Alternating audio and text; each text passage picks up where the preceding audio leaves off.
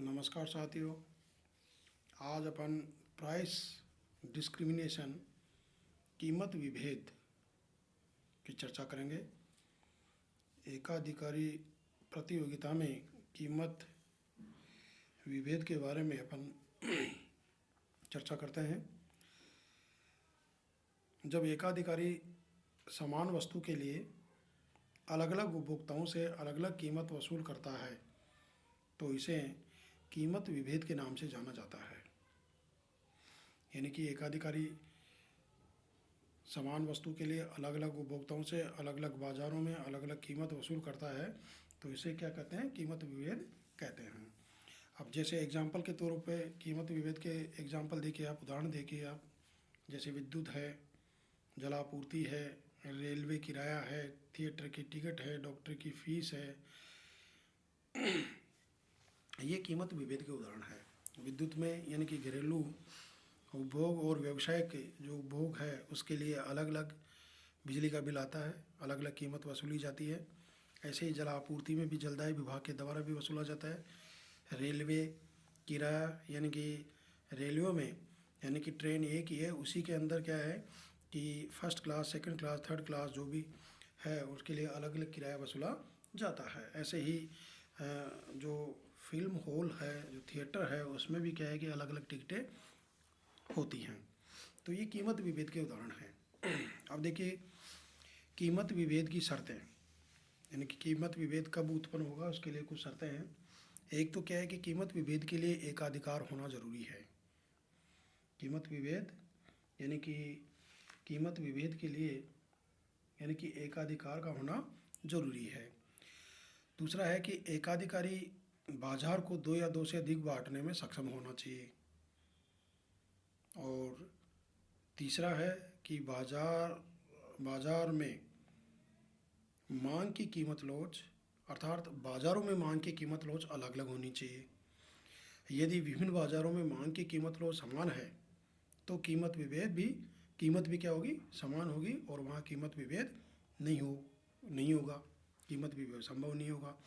यानी कि विभिन्न बाज़ारों में मांग की कीमत लोच अगर समान है तो ऐसी स्थिति में बाज़ारों में कीमत विभेद नहीं होगा। दूसरा क्या है? इसका मतलब ये है कि बाज़ारों में कीमत विभेद के लिए क्या होना चाहिए कि मांग की कीमत लोच भी अलग अलग होनी चाहिए। और अगली जो शर्त है वो ये है कि सस्ते बाज़ार से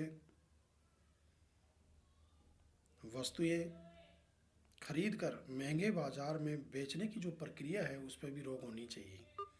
अर्थात सस्ते बाज़ार से महंगे बाज़ार में वस्तु के पुनर्विक्रय पर रोक होनी चाहिए। तो ये था आपका कीमत विभेद। इसके साथ ही यानी कि बाज़ार अलग होना चाहिए, कानूनी स्वीकृति होनी चाहिए। एक क्या है कि कीमत विभेद क्या है कि उपभोक्ता के व्यवहार पर भी निर्भर करता है। कई बार उपभोक्ता के व्यवहार के कारण भी कीमत विभेद करना संभव होता है। और अब आप आगे आइए,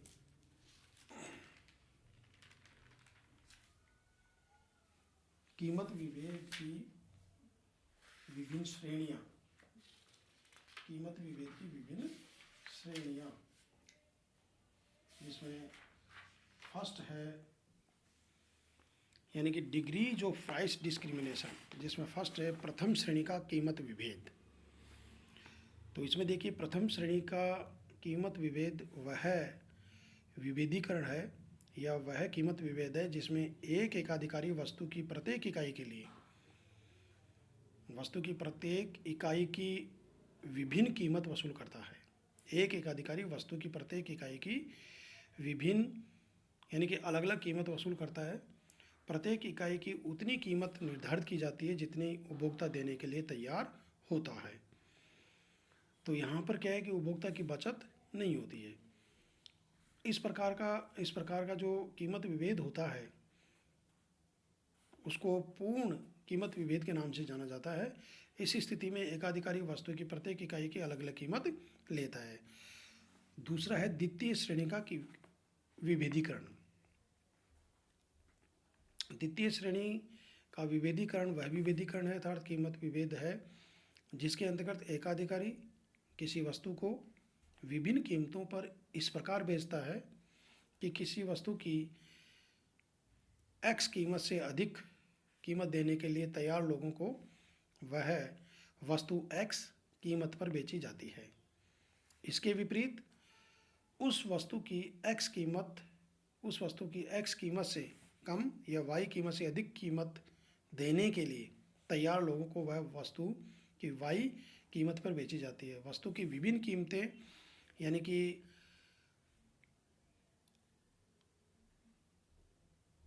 अलग अलग ढंग से निर्धारित की जाती है। इस अवस्था में यानी कि क्रेताओं को कुछ उपभोक्ता की बचत प्राप्त हो जाती है। उदाहरण के लोग पे बिजली बोर्ड है, राज्य बिजली बोर्ड बिजली के उपभोग के लिए विभिन्न दरें वसूल करता है। और तीसरा है तृतीय श्रेणी का विभेदीकरण। तीसरी श्रेणी का विभेदीकरण वह विभेदीकरण है जिसके अंतर्गत एकाधिकारी किसी वस्तु के कुल बाजार को दो या दो से अधिक भागों में बांट देता है और प्रत्येक भाग से अलग अलग कीमत वसूल करता है।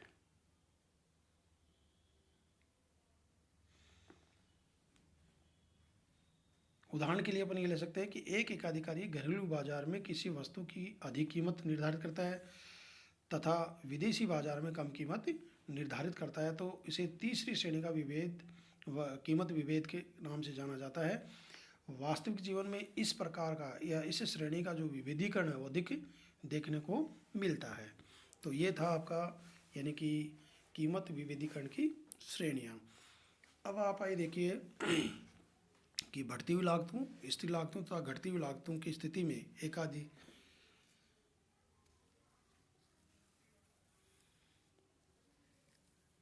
एकाधिकारी फर्म का साम्य, इसको अपन डायग्राम के आधार पर देख सकते हैं। यानी कि पहले अपन बढ़ती हुई लागतों की स्थिति में होंगे जिसमें लागत वक्र यानी कि एसी और एमसी ऊपर की ओर बढ़ते हुए होंगे और इसमें एआर एमआर वक्र दोनों नीचे की ओर गिरे हुए होते हैं। साम्य उस बिंदु पर होगा जहां एमसी यानी कि एमसी वक्र है वो एमआर वक्र को नीचे से काटे, वह बिंदु ई बिंदु है, यहाँ पर साम्य स्थापित है। और इस साम्य बिंदु पर उत्पादन OQ1 है, कीमत OP1 है और लाभ प्रति इकाई लाभ है RJ। प्रति इकाई लाभ क्या है? RJ। अब स्थिर लागतों की स्थिति में देखिए आप, स्थिर लागतों की स्थिति में देखिए वही यानी कि लागत वक्र है वो क्षैतिज अक्ष के समानांतर होंगे, ठीक है। और ये एमसी वक्र जो है एमआर वक्र को यानी कि काटता हुआ निकलता है, तो वह बिंदु ई बिंदु है। और यहाँ पर देखिए उत्पादन वही OQ1 है, कीमत OP1 है और प्रति इकाई लाभ यानी कि JE है। अब लागत वक्र यानी कि घटती हुई लागतों की स्थिति में, तो घटती हुई लागतों की स्थिति में क्या होगा कि लागत वक्र नीचे की ओर यानी कि गिरते हुए होंगे, ऋणात्मक ढाल के होंगे। यहाँ AR MR वक्र भी नीचे की ओर गिरते हुए होंगे और लागत वक्र भी नीचे की ओर गिरते हुए होंगे। और सामने वहीं होगा जहाँ MC वक्र MR वक्र को नीचे से काटता हुआ ऊपर गुजरता है। अतः यहाँ पर देखिए सामने बिंदु ई बिंदु पर है और उत्पादन OQ1 है, कीमत OP1 है और लाभ प्रति इकाई यानी कि यहाँ पर जो लाभ होगा वो TP1 है।